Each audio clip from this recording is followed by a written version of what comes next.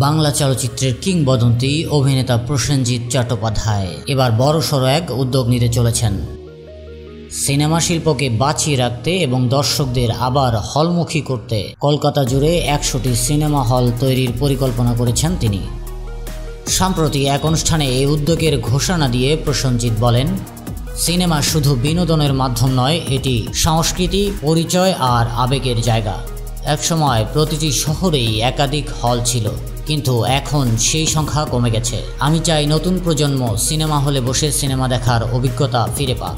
এই 100টি হল আধুনিক প্রযুক্তিতে তৈরি হবে, যেখানে থাকবে উন্নত সাউন্ড সিস্টেম, আরামদায়ক বসার ব্যবস্থা এবং ডিজিটাল প্রজেকশন।